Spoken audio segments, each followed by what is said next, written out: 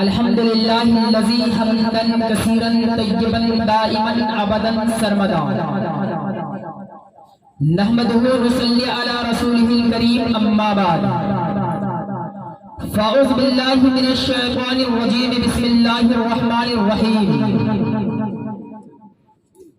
یا ایہا الذین آمنوا اتقوا اللہ وکونوا مع الصادقین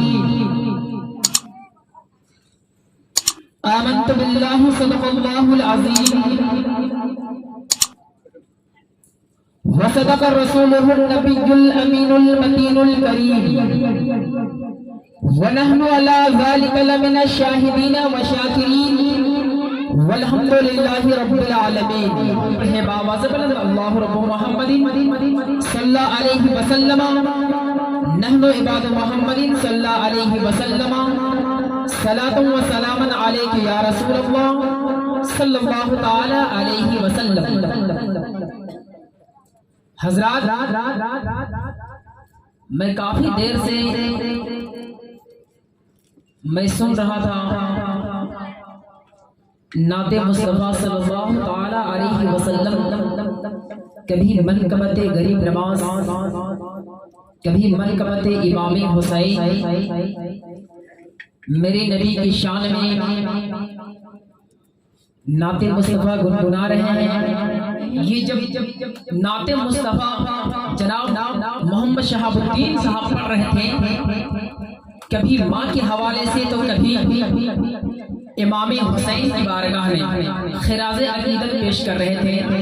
ایک طرف غریب نواز کے دربار پر تو دوسری طرف امام حسین کے دربار پر. میرے مسلمان قوم کے نوجوانوں، سب سے پہلے آپ سے میں متاثر ہو کر کے آپ کی طرف آپ کی توجہ کو میں طالب ہوں، اس لیے کہ آج ہمارے مسلمان کے نوجوان اتنے بگڑ چکے ہیں کہ میں بتاؤں کیا. یہ جو موبائل دیکھ رہے ہیں نا، یہ موبائل جو دیکھ رہے ہیں نا، یہ بہت بڑا فتنہ. ایک طرف سے دیکھا جائے تو بہت اچھا ہے، اور دوسری نگاہ سے دیکھی جائے تو سب سے بڑا فتنہ اگر کوئی چیز ہے تو وہ موبائل. آپ کہیں گے وہ کیسے مولانا توحید رضا، وہ کیسے فتنہ ہو گیا؟ مشکات شریف کی ایک حدیث ملاحظہ کریں. ایک بوڑھیا تھی،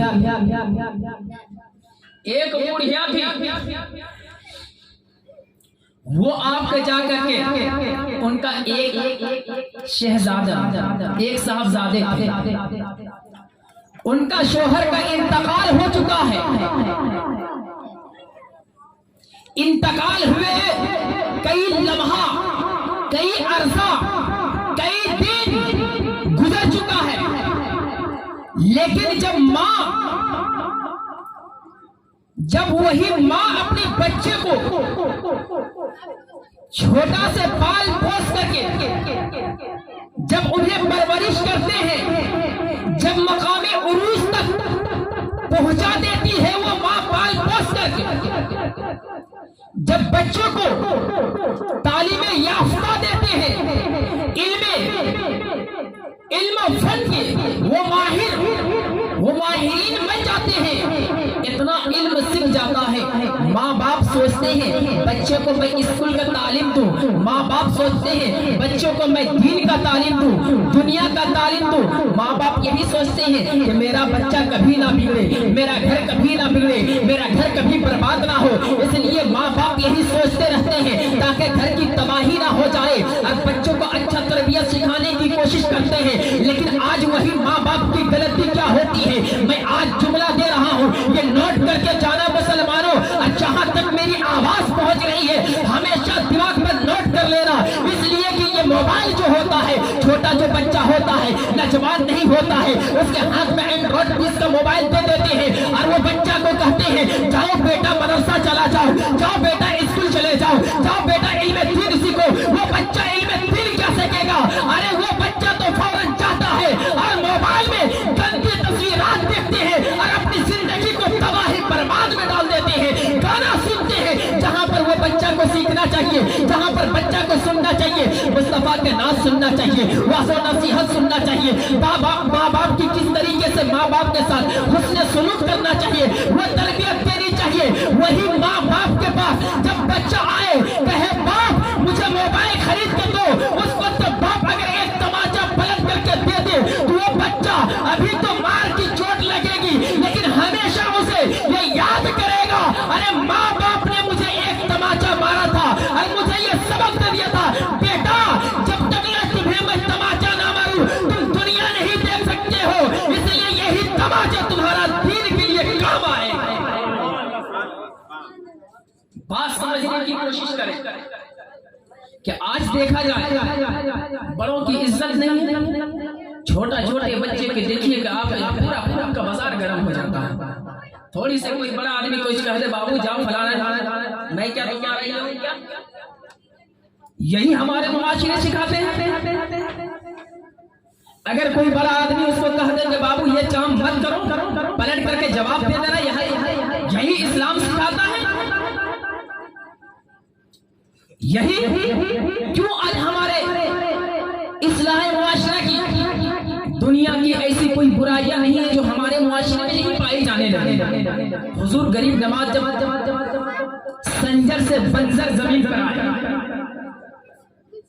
संजर से बंजर जमीन पर आकर के फसल उगाया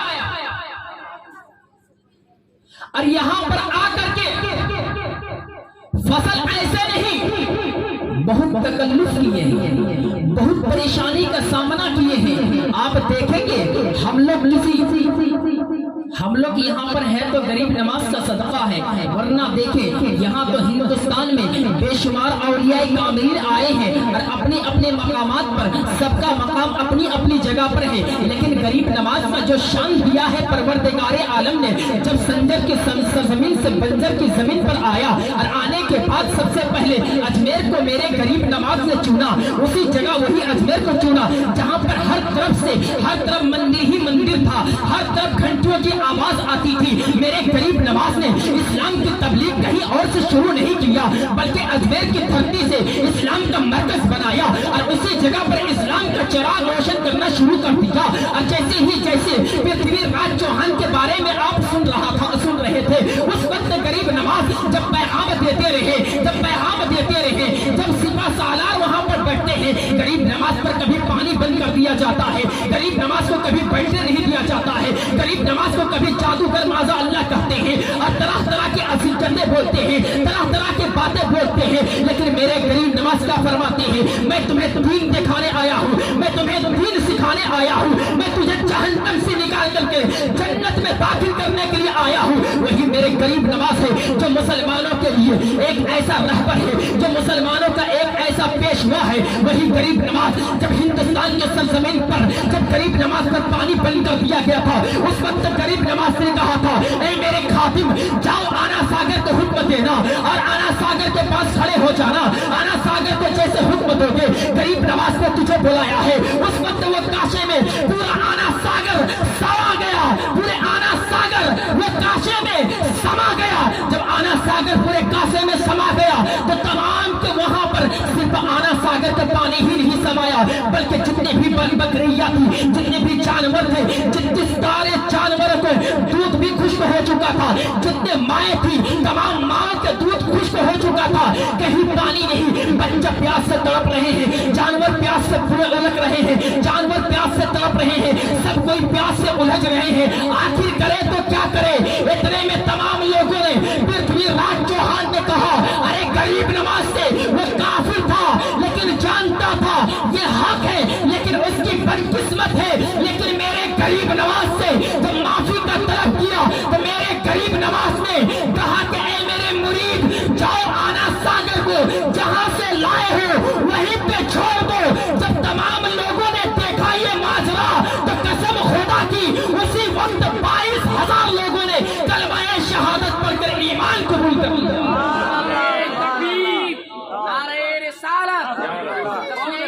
नबी अहले सुन्नत खाजा का हिंदुस्तान जिंदाबाद। तो हजरात ख्वाजा ہندوستان کسی کا باپ کا نہیں ہے بلکہ میرے غریب نواز کا ہے. ہندوستان کسی کا باپ کا نہیں ہے بلکہ ہندوستان ہم سبوں کا ہے. ہندوستان کے سرٹیفکیٹ کو میرے غریب نواز نے دے دیا ہے. تو حضرات محترم،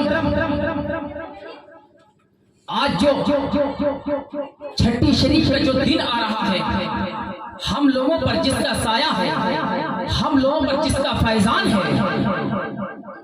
ان کا عرس مبارکہ 6 رجب المرجب ہے. اس دن آپ تمامی حضرات فاتحہ خوانی کریں، غریب نواز کے نام پر فاتحہ کریں اور غریب نواز کا صدقہ طلب کریں. انشاءاللہ العزیز جب غریب نواز کا فیضان آئے گا، غریب نواز کا صدقہ مل جائے گا، تو آپ کا دنیا بھی کامیاب ہے، آخرت بھی کامیاب ہے. تو حضرات، تو جیسے کہ آج یہ میلاد النبی صلی اللہ علیہ وسلم کا جو پروگرام آج منعقد کیا ہے جناب محمد سید عالم شاہ نے، یہ پروگرام اس مرحوم کے لیے کیا ہے جس نے جناب سید عالم کو اس دنیا میں تولد کیا ہے، پیدا کیا ہے اور پیدا کر کے دنیا دکھایا ہے، اور جس کے بارے میں میرے مصطفیٰ نے فرمایا باپ جنت کا دروازہ ہے اور ماں جنت، انہی دونوں کے قدموں کے تلے جنت ہے. تو آپ کسی گھر میں داخل ہوں گے تو دروازہ کھولنا پڑے گا. تو باپ کو راضی کرنا ہوگا، ماں کو راضی کرنا ہوگا. تو میں یہ کہہ رہا تھا کہ جب ایک بچہ تھا، اس ماں نے پڑھا کر کے اس بچے کو اچھا ماسٹر بنایا. سمجھ جب وہ بچہ پڑھ لکھ کر کے اچھا ماسٹر بن کر کے اس کی شادی اس کی ماں کرا دیتی ہے. شادی ہو جاتی ہے. شادی ہونے کے بعد چند لمحہ گزر گیا. جب چند لمحہ گزرتے ماں بیٹا، آخر ماں جانتی ہے گھر پہ بہو کس انداز میں ہم کو رکھنا ہے. ماں کا دل میں ایک ارمان جگ رہی تھی. ماں سوچتی تھی کہ میرے گھر میں ایک بہو آئے گی، میرا گھر کا چمن کھلے گا، میرا گھر میں رونق پیدا ہوگا، میرا گھر کا باغ و بہار دیکھنے میں کچھ الگ ہی حسین معلوم ہوگی.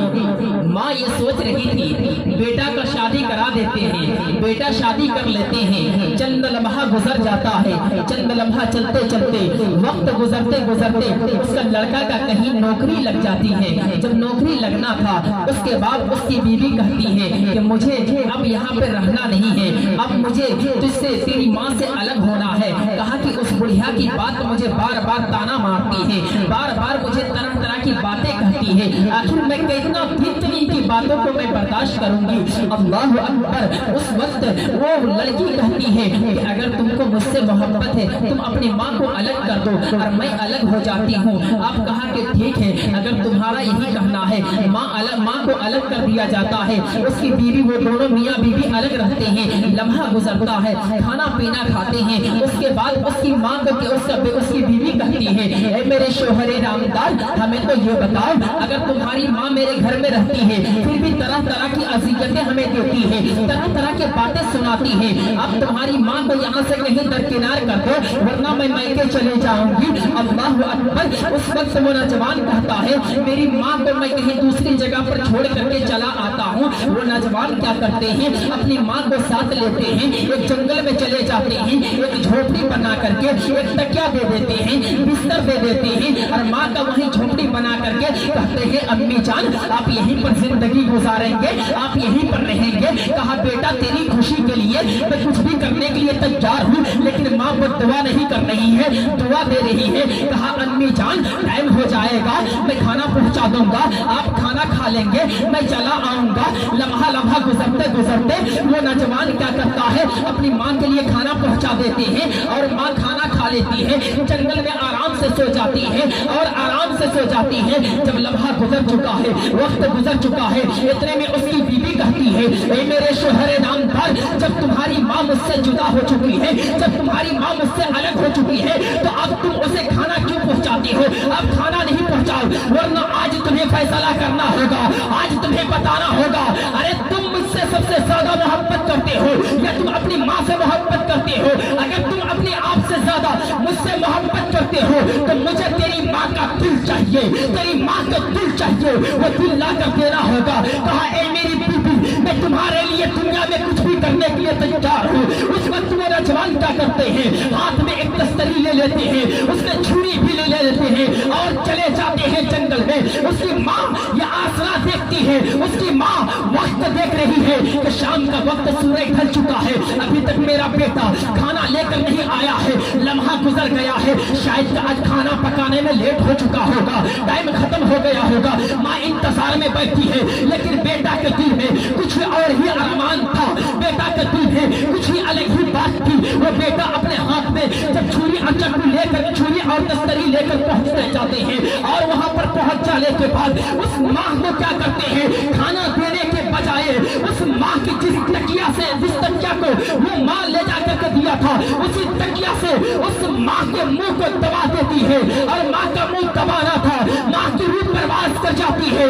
इन्ना लिल्लाहि व इन्ना इलैहि राजिऊन। इतने में वो नौजवान जालिम क्या करते हैं, अरे जिस दूध से तुम्हें इतनी बड़ी परवरिश किया है, जिसका तू एक बूंद का कतरा, एक दूध का कतरा तुम जिंदगी भर कमा करके एहसान नहीं चुका सकते हो। अरे जिस सीने से तुम्हें इतनी बड़ी जिंदगी दिया है, दूध पिला करके इतना बड़ा तुम्हें कर दिया है, उसी माँ के सीने में छुरी डाल करके वो नौजवान क्या करते हैं, माँ का दिल निकालता है और माँ का दिल निकाल करके वो तस्तरी में रखता है। ए मेरे नौजवानों, आज ये पैगाम ले लो, वो नौजवान कितना जालिम था, जिस माँ ने पढ़ा लिखा करके मास्टर बनाया, इंजीनियर बनाया, प्रोफेसर बनाया और नौकरी मिल जाती है तो माँ को लात मार दिया और माँ का दिल निकाल करके अपनी बीवी के बात में लेकर के जब वो नौजवान चले तो इतने में एक पत्थर से टकरा जाते हैं। पत्थर से टकराना था, वो नौजवान जमीन पे गिर जाते हैं,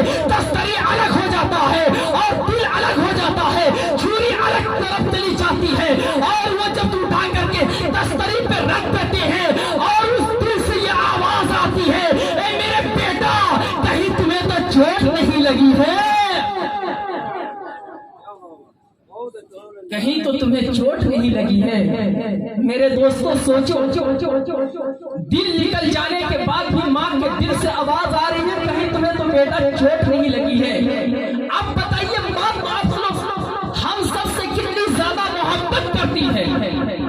इसीलिए परवरदिगार आलम ने माँ का मकाम को नीचे नहीं रखा, इतना बुलंद कर दिया, इतना बुलंद कर दिया कि अगर किसी की माँ नमाज भी ना पढ़े, रोजा भी ना रखे, ज़कात भी ना दे, हज भी ना करे, अगर नमाज खा नहीं है, अगर परहेजगारा नहीं है, लेकिन फिर भी परवरदिगार आलम ने मेरे नबी के सदके में उस गुनहगार माँ के कदमों में आप सबका जन्नत है। तो बताइए माँ का मकाम को क्या अता फरमाया है। तो अजीज़ाने मिल्लत इस्लाम, वक्त तो हो चुका है, बातें बहुत हैं, लेकिन खाने पीने का इंतजाम नहीं है ना। तो हजरात, मैं अल्लाह रब्बुल इज्जत की बारगाह में दुआ करता हूँ, मौला हम सबों को सुनने से ज्यादा अमल करने की तौफीक और रफ़ीक अता फरमाए और हम तमाम लोगों को अपने वालिदैन की खिदमत करने की तौफीक और रफ़ीक अता फरमाए। इन्हीं चंद अल्फाजों के साथ मैं अपनी तकरीर को यहीं पर इख्तिताम करता हूँ। वमा अलैना इल्लल बलाग। अस्सलामु अलैकुम मन इत्तबअल हुदा।